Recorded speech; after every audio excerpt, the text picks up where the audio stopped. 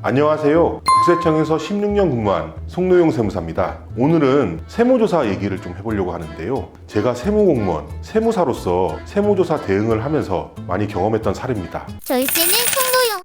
보통 법인회사가 임직원에게 급여를 지급할 때는요, 그 급여에 대해서는 세무상 비용으로 인정받고 있습니다. 그런데 보너스, 상여금, 급여 왜 많이 받으시죠? 상여금 역시 급여니까 세무상 비용으로 인정받는 게 맞는데요. 당연히 통상 법인세 신고 시에는 세무상 비용으로 인정받게 돼 있습니다. 그런데 세무조사에 들어가게 되면 상여금에 대해서 확인하는 게 있어요. 그게 뭔지 아시나요? 바로 임원 상여금 지급 기준을 가져오라고 하는 것입니다. 아니, 왜 임원 상여금 지급 기준을 가져오라고 하는 것일까요? 법인세법에서는요, 임원에 대해 지급하는 상여금에 대해서는요, 임원 상여금 지급 기준 없이 지급하는 것에 대해서는 세무상 비용으로 인정을 안 하고 있습니다. 제 경험상 많은 회사들이 임원 상여금 지급 기준을 아예 만들어 놓지 않아 가지고 임원 상여금 지급을 하더라도 세무상 비용으로 인정받지 못하고 있는데요. 우리나라 법인세법에서는 대표이사님, 상무님 등등 이른바 임원에 해당하시는 분들에게 지급하는 상여금에 대해서는요, 정관, 주주총회, 사원총회,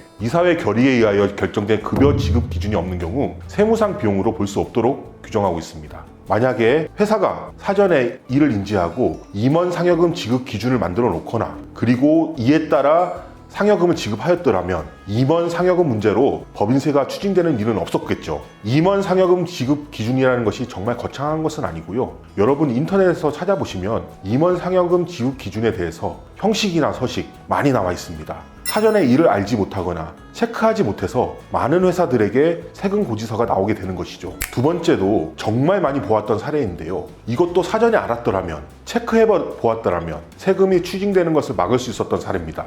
보통 회사들이 업무에 사용하기 위해 승용차를 법인 명의로 구입하거나 리스렌트 많이 하죠. 법인세법에서는 법인 차량을 업무 외적으로 사용하거나 고가 차량을 사용함으로써 단시간 내에 비용 처리하는 것을 방지하고자 차량 비용 처리에 대해서 일정 요건을 부여하고 있는데요. 그중 대표적인 경우는 법인 차량을 취득하면서 업무 전용 자동차 보험을 가입하지 않는 것에 있습니다. 업무 전용 자동차 보험이란 쉽게 말해서 법인 차량을 운전할 수 있는 사람을 임직원 등으로 한정하여 보상하는 자동차 보험을 말하는데요. 실제 제가 경험하기 전까지는 법인 차량 타면서 당연히 임직원 한정 보험을 들었겠지 이렇게 생각했는데요. 정말 많은 회사들이 임직원 한정 보험을 들지 않고 일반적인 보험에 가입하는 것을 많이 보았습니다. 그렇다면 임직원 한정 보험에 가입하지 않는 법인 차량에 대해서는 무슨 불이익이 있을까요? 이런 경우에는 법인세법에서는 법인 차량과 관련된 모든 비용을 송금물산임하도록 되어 있고요. 해당 사용자가 차량을 사용함으로써 받은 이익을 개인적으로 받았다고 보아서 종합소득세를 부과하도록 되어 있습니다.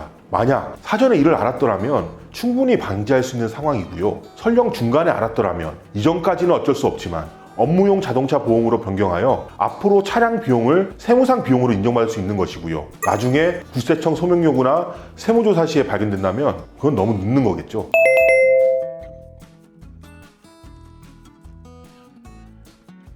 위 사례 말고도 정말 많은 사례가 있었는데요. 미리 알았더라면 막을 수 있었던 세금 추징이 실제 일어난다면 정말 억울한 상황이겠죠. 따라서 이런 상황을 방지하기 위해 회사는 여러 가지 노력을 해야 하고요. 먼저 제가 드릴 수 있는 솔루션은요, 회사 사장이 허락한다면 매년 아니면 2년, 3년에 한 번씩 자체 점검 제도를 운영하는 게 좋습니다. 보통 재무팀이나 현업부서에서 상시 업무 중에 세무 관련 이슈를 많이 접하게 되는데요. 그러한 세무 이슈와 현업 중에 미처 확인하지 못한 세무상 이슈가 없는지 점검을 통해 확인하는 거고요. 보시고 계신 체크리스트를 활용하시는 것도 괜찮습니다. 이러한 체크리스트는 시중에 나와 있는 법인세 및 세무진단책자에도 많이 나와 있어 참고하시면 되고요. 사정이 허락하지 않는다면 법인세 또는 부가가치세 신고 시에 과거 오류를 한번 확인할 수도 있겠죠. 다만 보통 세무 업무를 수행하는 재무팀의 경우 연중 많은 업무를 수행 중에 있기 때문에 따로 시간을 내어 과거 신고 내용을 검토하는 것이 어려울 수도 있어요. 그럴 경우에는 세무대리인에게 세무 컨설팅을 의뢰하는 방법도 있습니다.